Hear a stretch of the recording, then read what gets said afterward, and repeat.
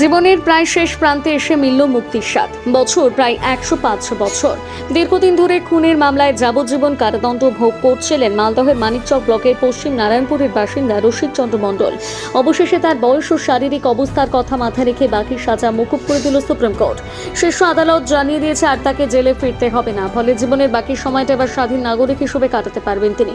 রসিক চন্দ্র মণ্ডলের বিরুদ্ধে অভিযোগ ছিল 1988 সালের সম্পত্তি সংক্রান্ত বিবাদের জেরে নিজের ভাই সুরেশ মণ্ডলকে খুনের সেই মামলায় 1994 সালে তাকে দোষী সাব্যস্ত করে যাবজ্জীবন কারাদণ্ড দেওয়া হয়। তখন তার বয়স ছিল 74 বছর। দীর্ঘদিন জেলে থাকার পর 2018 সালে তার করা আবেদন খারিজ করে দেয় কলকাতা হাইকোর্ট। এরপর সুপ্রিম কোর্টের দ্বারস্থ হন রসিক চন্দ্র মণ্ডল। শীর্ষ আদালতও তার সাজা বাতিল করেনি, তবে বয়স বাড়ার সঙ্গে সঙ্গে তার শারীরিক অবস্থার অবনতি হতে থাকে। শেষ পর্যন্ত 2020 সালে 99 বছর বয়সে তিনি আগাম মুক্তির আবেদন করেন। আবেদনে তার বার্ধক্য এবং বয়সজনিত নানা শারীরিক সমস্যার কথা উল্লেখ করা হয়েছিল।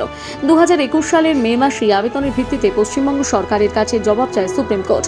মামলাটি চলতে থাকে দীর্ঘদিন। এরপর 2024 সালের নভেম্বর মাসে শীর্ষ আদালত তাকে অন্তর্বর্তী জামিন বা প্যারোলে মুক্তির নির্দেশ দেয়। সেই সময় থেকে জেলের বাইরে ছিলেন তিনি। গত শুক্রবার তিনি বিচারপতির বেঞ্চ মামলাটি চূড়ান্ত নিষ্পত্তি করে। আদালত জানায় রসিক চন্দ্রের বয়স বিবেচনা করে তার যাবজ্জীবন সাজার বাকি সময়টুকু আর ভোগ করতে হবে না। প্রায় 4 দশক ধরে চলা মামলা শেষ পর্যন্ত জেল থেকে মুক্তি মিলল রসিক চন্দ্রের। জীবনের বাকি দিনগুলো এবার পরিবারের সঙ্গে নিজের ইচ্ছে মতন কাটানোর সুযোগ পেলেন শতায়ু এই সাজাপ্রাপ্ত আসামি।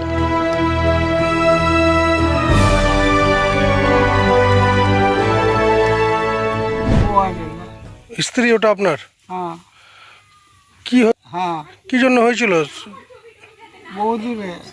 বহুদিন আগে কেন হয়েছিল? Kolkata, Baharampur, supreme court.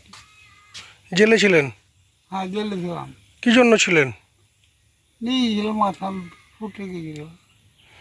ভাইকে মেরেছিলেন? আর ভাই মরেছে। মরে গেছে? হ্যাঁ আচ্ছা, না কিছু জানেন না? এখানে ঘুমাইছি। এখানে থাকছেন? বাড়ি কোনটা আপনার? হ্যাঁ বাড়ি বাড়ি ধর্মটা। ওদিকে? হ্যাঁ ঠিক আছে, জায়গার নাম বলছি। ঠিক আছে, আচ্ছা, বয়স কত হলো আপনার? আপনার আপনার বয়স কত? 248। আমার শ্বশুর হলো আচ্ছা, কি নাম এনার? রসিক চন্দ্র মণ্ডল। এর তো সাজা হয়েছিল না, জেলে ছিল? কি জন্য জেলে ছিল? ও মানে কি সন্দেহকারী কেসে নাম দিয়ে দিয়েছে ওর ভাই বউ। মানে ভাইয়ের খুনে হ্যাঁ, নিজের ভাই জেলে ছিল। ছাড়া পেয়েছে কবে? ছাড়া পেয়ে গেছে মানে এক বছর হলো কি লাগছে বাড়ি আসা। নভেম্বরের দিকে 24-এর? না, আমি ওটা বলতে পারছি না, কিন্তু আর বছর থেকে বাড়িতে আছে। আছে, বাড়িতে আছে। কালকে এটা শুনেছি কি শুনলেন? যে ওর কেসটা শেষ হয়ে গেছে। কে বললো আপনাদের? আমার দেহ দিল্লি থেকে ফোন করেছে। দিল্লি থেকে ফোন করেছিল? কি এর নামে যা কেস ছিল কি বলছে? বলছে আমার বাবার কেসটা শেষ হয়ে গেল। সব শেষ হয়ে গেছে আমাদের কি করব, যেটা যারা আমরা কষ্ট করেছি শ্বশুরের জন্য, আমরা পুরা কষ্ট করেছি। হাইকোর্ট, সুপ্রিম কোর্ট থেকে আমরা লড়াই করেছি। কত টাকা পয়সা আমার বাড়ি থেকে গেল তো ভগবান জানে। আমার শ্বশুরকে একদিকে আমরা পয়সাই করেছি আর আমার শ্বশুরকে পেয়েছি।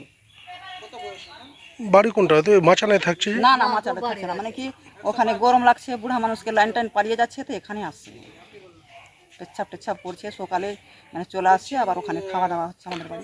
ওনার স্ত্রী আপনার শাশুড়ি বেঁচে আছে? আমার শাশুড়ি আছে, এটা আমার পাশে যেটা জোরে শাশুড়ি? আমার শাশুড়ি ও শাশুড়ি গেছে?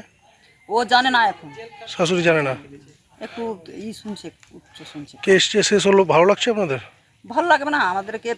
আমাদের ক্ষতি করে আমাদেরকে ভালো লাগবে।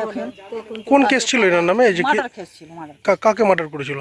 আমার শ্বশুর মানে নিজের ভাইকে সন্দেহকারীতে আমার শাশুড়িটা দিয়ে দিয়েছে, ছোট্ট শাশুড়িটা নামে দিয়ে দিয়েছে। তা কি হলো, বাধ্য হয়ে আমাকে খাটতে হলো, আমার শ্বশুরকে জেল খাটতে হলো? হ্যাঁ, খাটতে হলো বাধ্য হয়ে। আইন তো মানবে না। কত বছর ধরে জেলে ছিল? ওটা বলতে পারবে ছেলেগুলো। আমি ছিলাম, আমি এর বাড়ির বড় বউ আছি। আচ্ছা, কয় ছেলে ওনার? ওর ছেলে 4টা ছেলে। আপনি বড় ছেলের স্ত্রী? হ্যাঁ, আমার স্বামী মারা গিয়েছে। আরো ভালো ভালো খবর দেখতে সাবস্ক্রাইব করুন বাংলা হান্টের ইউটিউব চ্যানেল। বাংলা হান্টের আরো খবর দেখতে নজর রাখুন। বাংলা খবর মানেই বাংলা হান্ট।